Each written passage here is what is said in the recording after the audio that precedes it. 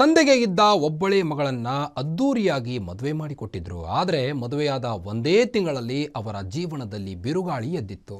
ಈ ನಡುವೆ ನವ ವಧುವರ ಹನಿಮೂನ್ಗೆ ಶ್ರೀಲಂಕಾ ಹೋಗಿದ್ರು. ಆದರೆ ಅಲ್ಲಿ ಏನಾಯ್ತೋ ಏನೋ ಹನಿಮೂನನ್ನ ಅರ್ಧಕ್ಕೆ ವಾಪಸ್ ಬಂದಿದ್ರು. ಅಷ್ಟಕ್ಕೂ ಗಂಡ ಹೆಂಡತಿ ಹನಿಮೂನ್ನಿಂದ ಅರ್ಧಕ್ಕೆ ವಾಪಸ್ ಬಂದಿದ್ದೇಕೆ? ಈಗ ಯುವತಿಯ ಪರಿಸ್ಥಿತಿ ಹೇಗಿದೆ ನೋಡೋಣ ಬನ್ನಿ.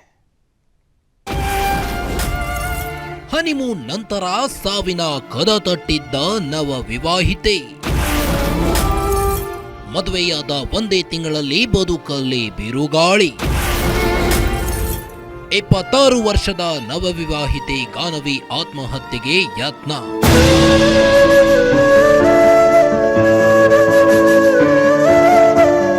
ಯಸ್, ಇವತ್ತಿನ ಸಂಬಂಧಗಳಿಗೆ ಹೆಚ್ಚಿನ ಆಯಸ್ಸೇ ಇರುವುದಿಲ್ಲ. ಈ ಫೋಟೋದಲ್ಲಿ ಕಾಣುತ್ತಿರುವ ಮುದ್ದಾದ ಜೋಡಿ ಮದುವೆ ಆಗಿ 1.5 ತಿಂಗಳಷ್ಟೇ ಆಗಿರುವುದು. ಆದರೆ ಅವರ ಸಂಸಾರದಲ್ಲಿ ಬಿರುಕು ಮೂಡಿದೆ. ಇದೀಗ ಯುವತಿ ಆಸ್ಪತ್ರೆಯಲ್ಲಿ ಸಾವು ಬದುಕಿನ ನಡುವೆ ಹೋರಾಟ ನಡೆಸುತ್ತಿದ್ದಾಳೆ. ಕಳೆದ ಅಕ್ಟೋಬರ್ 29ರಂದು ಸೂರಜ್ನೊಂದಿಗೆ ಅದ್ದೂರಿಯಾಗಿ ಮದುವೆ ಆಗಿದ್ದ ಗಾನವಿ ಹೊಸ ಜೀವನಕ್ಕೆ ಕಾಲಿಟ್ಟಿದ್ದಳು. ಮದುವೆಗೆ ಮುಂಚೆ ಏನೂ ಕೇಳದ ಸೂರಜ್ ಕುಟುಂಬದವರು ಮದುವೆ ನಂತರ ಡೌರಿ ಒಡವೆಗಳಿಗಾಗಿ ಡಿಮ್ಯಾಂಡ್ ಮಾಡ್ತಿದ್ರಂತೆ. ಅಕ್ಟೋಬರ್ 29 ಮದುವೆ ಆಗಿ ನೆಕ್ಸ್ಟ್ ಡೇನೇ ಅವ್ರ ಮನೆಗೆ ಕಳಿಸ್ಕೊಡ್ಬೇಕು. ಅವ್ರ ಮನೆಗೆ ಹೋಗಿದ್ದ ದಿನದಿಂದ ಇವತ್ತಿನ ತನಕ ಅವಳು ನೆಮ್ಮದಿಗಿರಲಿ. ಸಿಕ್ಕಾಪಟ್ಟೆ ಟಾರ್ಚರ್.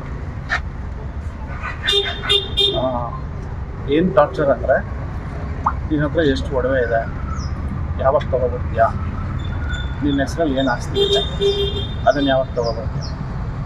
ಮತ್ತು ಅವರಿಬ್ಬರ ಮಧ್ಯೆ ಇವತ್ತಿನ ತನಕ ಗಂಡ ಹೆಂಡತಿ ಸಂಬಂಧನೇ ಇರಲಿಲ್ಲ.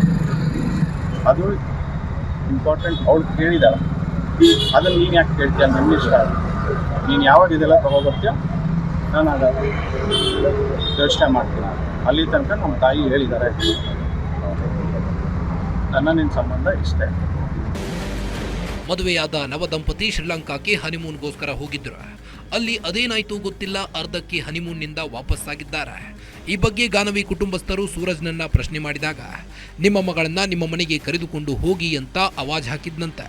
ಅಳಿಯ ಸೂರಜ್ನ ಮಾತಿನಿಂದ ದಿಕ್ಕೆಟ್ಟ ಗಾನವಿ ಪೋಷಕರು ಮೊನ್ನೆ ಅಷ್ಟೇ ಮಗಳನ್ನ ಮನೆಗೆ ಕರೆದೊಯ್ದಿದ್ದಾರೆ. ಆದರೆ ಗಾನವಿ ಮನನೊಂದು ನಿನ್ನೆ ಮಧ್ಯಾಹ್ನ ಆತ್ಮಹತ್ಯೆಗೆ ಯತ್ನಿಸಿದ್ದಾಳೆ. ಅದೃಷ್ಟವಶಾತ್ ಪ್ರಾಣಾಪಾಯದಿಂದ ಪಾರಾಗಿದ್ದು ಐಸಿಯುವಿನಲ್ಲಿ ಚಿಕಿತ್ಸೆ ಪಡೆಯುತ್ತಿದ್ದಾಳೆ.